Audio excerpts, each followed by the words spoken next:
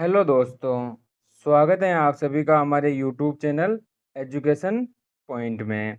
तो आज की क्लास में हम दोस्तों बात करेंगे किसकी? तो राजस्थान आर्ट एंड कल्चर की। राजस्थान आर्ट एंड कल्चर में हम राजस्थान की जो प्रमुख जनजातियां हैं उनके बारे में देखेंगे। तो क्लास में हम बात करेंगे कुछ क्वेश्चंस की जो हमारी जनजातियों से संबंधित हैं, और इनमें बात करेंगे हम। तो हमारी जो क्लास है वो BSTC, PTT, CET, LDC और पशु परीक्षण जो सभी प्रतियोगी परीक्षाएं हैं उनके लिए इम्पोर्टेंट होने वाली हैं, यानी कि उनके लिए महत्वपूर्ण महत्वपूर्ण प्रश्न जो हैं जनजातियों से संबंधित, उनकी हम आज की क्लास में बात करेंगे। तो पहले प्रश्न से बात करते हैं और शुरुआत करते हैं क्लास की। तो बात करते हैं दोस्तों पहले प्रश्न से। पहला प्रश्न है हमारा, ताराबाद की ओढ़नी राजस्थान की किन स्त्रियों की लोकप्रिय वेशभूषा है? जाट महिलाएं, ऑप्शन बी गुज्जर स्त्रियां, ऑप्शन सी ब्राह्मण महिलाएं, ऑप्शन डी जाट स्त्रियां। तो ताराबाद की ओढ़नी और किन जो स्त्रियां हैं उनकी ओढ़नी है? तो इसमें हमारा ऑप्शन हो जाएगा, कौन से हो जाएगा ऑप्शन आंसर? तो कौन सा हो जाएगा? आदिवासी महिलाएं। इसमें हमारा ऑप्शन नहीं है, पर इसमें हमारा आंसर ये होगा आदिवासी महिलाएं। ऑप्शन थोड़ा मिस्टेक हो गया। बाकी आदिवासी जो महिलाएं हैं उनकी ओढ़नी है, ताराबाद की ओढ़नी को आदिवासी महिलाओं की ओढ़नी है। और बात करें इसमें, तो हमारी किसकी बात करें? तो इसमें बात करते हैं अगले प्रश्न की, दूसरा प्रश्न। तो दूसरा प्रश्न की बात करते हैं। दूसरा प्रश्न क्या है हमारा? तो दूसरा प्रश्न क्या है? तो उसमें हमने बात की कि भाई आदिवासी महिलाओं की, उसमें हमने बात की किसकी? आदिवासी महिलाओं की ताराबाद और केरीबाद की ओढ़नियाँ। किसकी? केरीबाद की ओढ़नियाँ। दोनों ओढ़नियाँ आदिवासी महिलाओं की हैं। राजस्थान की किस जिले में सहरिया जनजाति केंद्रित हैं? जो राजस्थान के किस जिले में सहरिया जनजाति केंद्रित हैं? बात करते हैं सिरोही, डूंगरपुर बांसवाड़ा, उदयपुर चित्तौड़गढ़, बारां। तो सहरिया जनजाति जो है वो किस जिले में निवास करती हैं उसकी बात करें तो बारां जिले में। ऑप्शन डी करेक्ट हो जाएगा। बारां जिले में निवास करती हैं सहरिया जनजाति। सहरिया जनजाति जो है वो बारां जिले में निवास करती हैं, और चौथी बड़ी जनजाति है सबसे राजस्थान में। बाकी बात करते हैं नेक्स्ट प्रश्न की। चौथा प्रश्न क्या है? भील पुरुष अपने बालों को ढकने के लिए, जो भील पुरुष होते हैं वो अपने बालों को ढकने के लिए सिर पर जो पहनते हैं उसे क्या कहते हैं? तो कच्छाबू कहते हैं, पगड़ी कहते हैं, बोरिया कहते हैं, पितोछा कहते हैं। तो जो हम जो भील पुरुष होते हैं वो मतलब कि अपने बालों को ढकने के लिए जो पहनते हैं उसे क्या कहते हैं? तो पोत्या कहते हैं। क्या कहते हैं? पोत्या कहते हैं। पगड़ी नहीं, पगड़ी उसी को पोत्या कहते हैं। या फिर इसी में क्या कहते हैं? फेटा। फेटा इसमें पुरुष जो सफ़ेद सफ़ेद जो मतलब कि पगड़ी पहनते हैं उसे तो क्या कहते हैं? पोत्या कहते हैं। और कौन सी? मतलब कि फेटा जो रंग बिरंगी केसरिया कलर की, लाल कलर की जो पगड़ी होती है उसे क्या कहते हैं? फेटा कहते हैं। अगली बात करते हैं पांचवें प्रश्न की। तो पांचवा प्रश्न है, भील जनजाति में कच्छाबू कौन पहनता है? जो भील जनजाति होती है उसमें कच्छाबू कौन पहनता है? नवयुवक लड़का, बालक, पुरुष, महिलाएं। तो कच्छाबू है, कच्छाबू नहीं है, कच्छाबू हैं।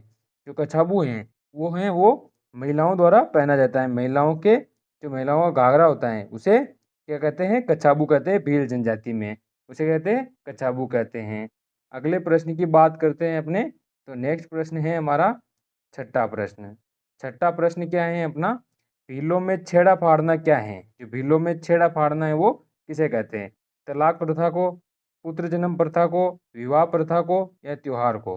तो छेड़ा फाड़ना क्या है? तो ऑप्शन ए करेक्ट हो जाएगा इसमें हमारा, तलाक। जो तलाक है उसे छेड़ा फाड़ना कहते हैं। औरत जो होती है अपने पल्लू का, जो पल्लू होता है उसका मतलब कि थोड़ा सा टुकड़ा फाड़ कर दे देती है, जिसे उसे तलाक कहते हैं। छेड़ा फाड़ना जो है वो भीलों और गरासियों में, ये गरासिया जनजाति और भील जनजाति दोनों में प्रसिद्ध है छेड़ा फाड़ने की रस्म, जो कि तलाक प्रथा से संबंधित है।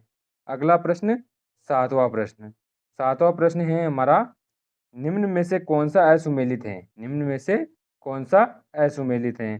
सहरिया जनजाति स्थान दिए हुए, जनजातियां दी हुई हैं इधर, और इधर स्थान दिए हुए किस स्थान पर निवास करती हैं?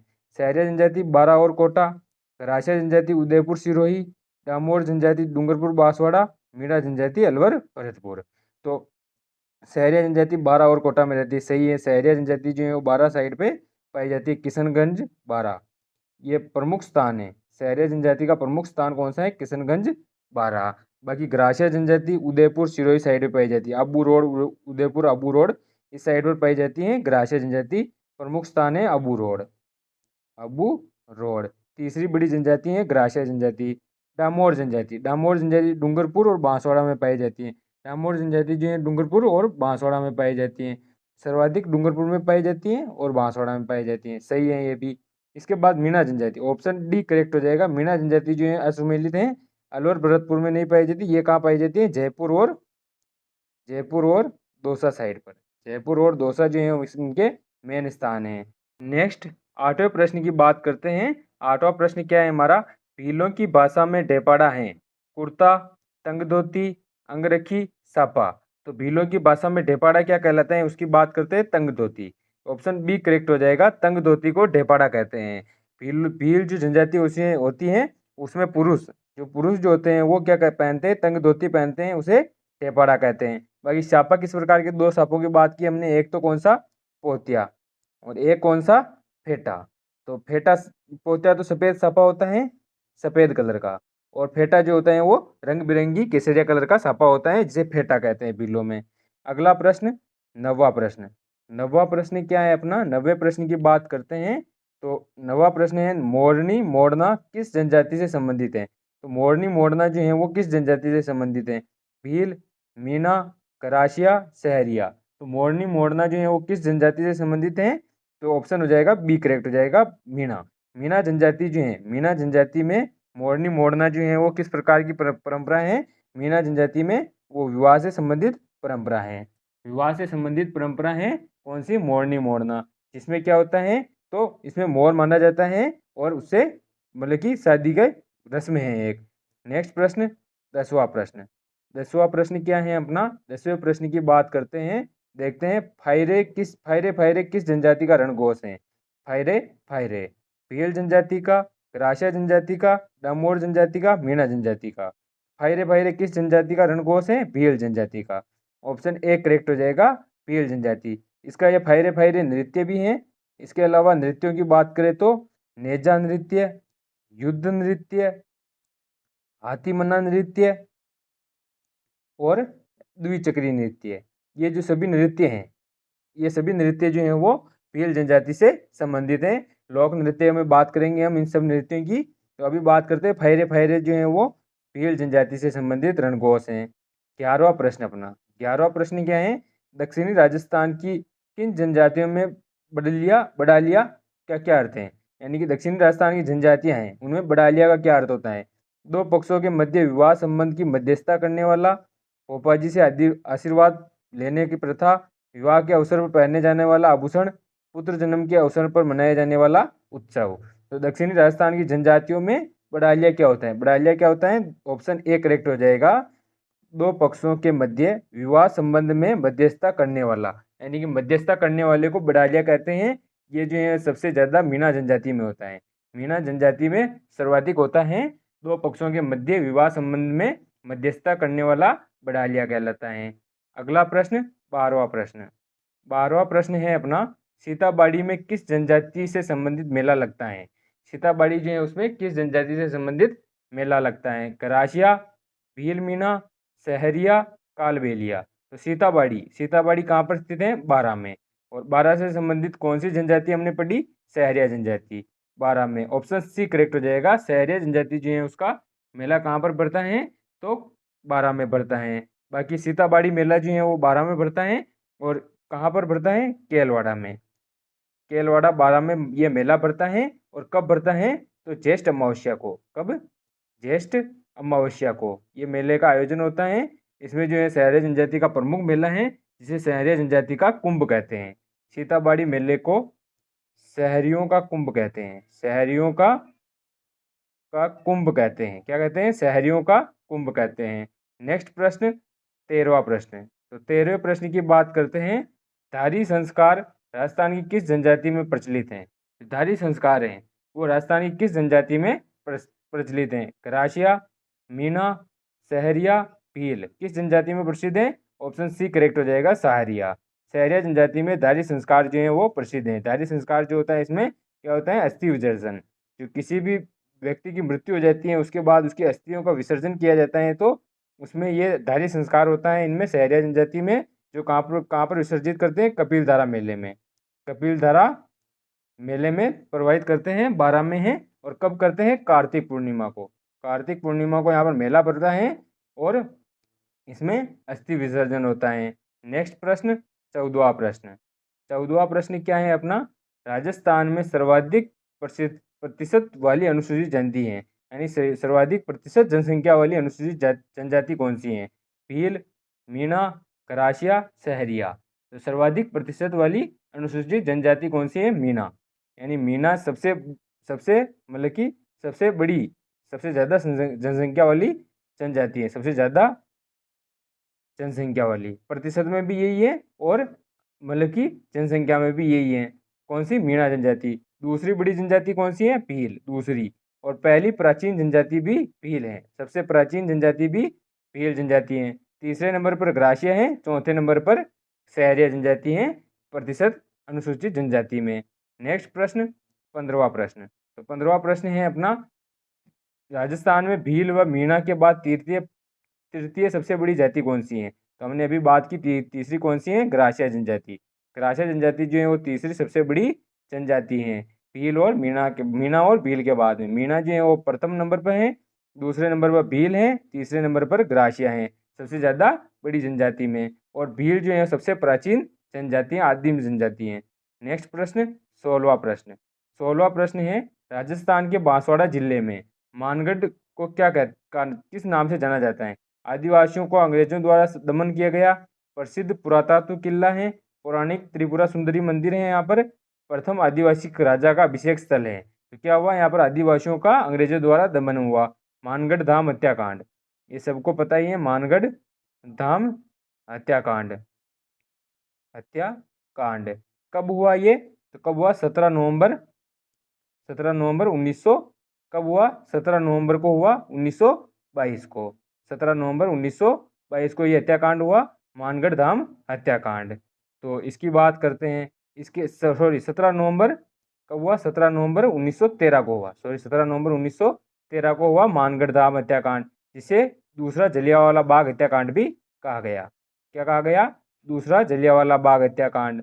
और इसमें कितने शहीद हुए, 1500 भील शहीद हुए, 1500 भील शहीद हुए मानगढ़ हत्याकांड में।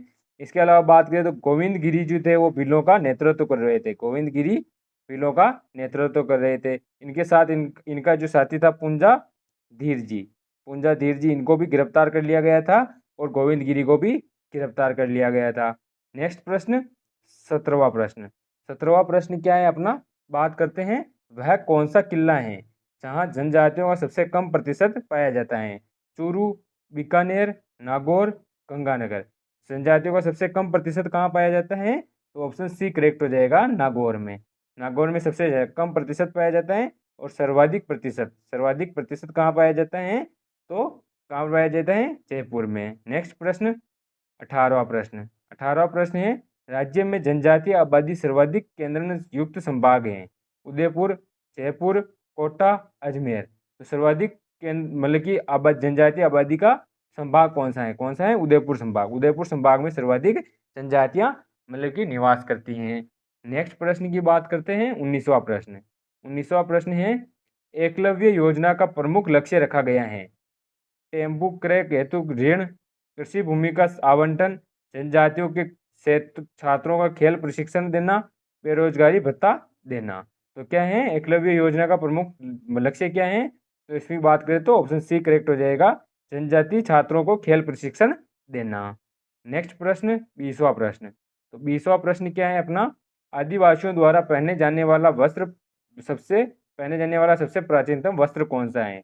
नोदना, घाघरा, पछेवड़ा, बुगतरी। तो सबसे प्राचीनतम वस्त्र कौन सा है आदिवासियों द्वारा पहने जाने वाला, तो सबसे क्या पूछा है, सबसे मतलब कि पूरा प्राचीनतम वस्त्र पूछा है, सबसे प्राचीनतम वस्त्र। तो कौन सा हो गया, नोदना जो है वो सबसे प्राचीनतम वस्त्र हैं आदिवासियों द्वारा पहने जाने वाला। नेक्स्ट प्रश्न, 21वां प्रश्न। 21वां प्रश्न है, भील क्षेत्रों में बाबूजी के नाम से जाना जाता है। जो भील क्षेत्र हैं उनमें बाबूजी के नाम से किसे जाना जाता है? मोतीलाल तेजावत को, संत मावजी को, हरिभाऊ उपाध्याय को और माणिक्यलाल वर्मा को। बाबूजी के नाम से किसे जाना जाता है? ऑप्शन ए करेक्ट हो जाएगा, मोतीलाल तेजावत को। मोतीलाल तेजावत जो होते हैं वो भील भूमट आंदोलन था। भील भूमट आंदोलन, या जिसे क्या कहते हैं, एक्की आंदोलन। एक्की आंदोलन के प्रणेता कौन थे? मोतीलाल तेजावत। एक्की आंदोलन, इन्होंने 21 सूत्री मांग पत्र रखा था। जो मेवाड़ पुकार है उस पत्रिका से माध्यम से जो 21 सूत्री मांग पत्र था भीलों के द्वारा, वो रखा गया था। किसके द्वारा? मोतीलाल तेजावत के द्वारा। मोतीलाल तेजावत जो थे वो किस गांव से संबंधित? कोलियारी गांव। कोलियारी गांव से, सॉरी, चाड़ोल के कोलियारी गांव से संबंधित है। चाड़ोल के कोलियारी गांव से। नेक्स्ट प्रश्न, 22वां प्रश्न क्या है? आदिवासियों में लीला मौर्य संस्कार किससे संबंधित हैं? जो आदिवासी हैं उनमें लीला मौर्य संस्कार किससे संबंधित है? जन्म से, विवाह से, कन्यादान से, मृत्यु से। किससे संबंधित है? विवाह से। ऑप्शन बी करेक्ट हो जाएगा। विवाह से संबंधित संस्कार कौन सा है? लीला मौर्य। इसमें क्या होता है? विवाह जो तलाक होता है, विवाह विच्छेद होता है, तलाक या फिर विवाह विच्छेद से संबंधित हैं।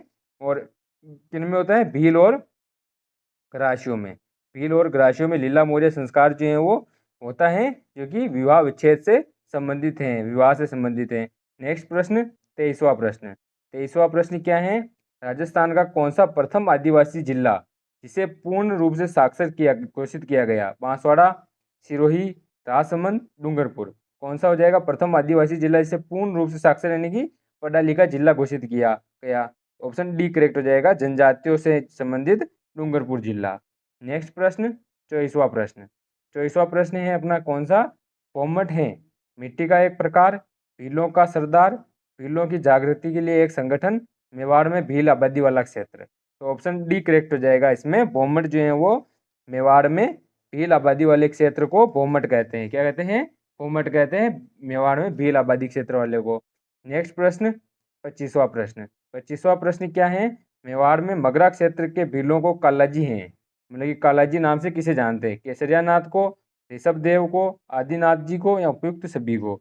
तो ऑप्शन डी करेक्ट हो जाएगा इसमें, उपयुक्त सभी। तो मेवाड़ में जो मगरा क्षेत्र है, मगरा क्षेत्र भीलों का क्षेत्र है, वहाँ पर जो भील जो है वो कालाजी किसे कहते हैं? ऋषभ देव, केसरिया नाथ या आदिनाथ, तीनों को, उपयुक्त सभी को कहते हैं कालाजी नाम से।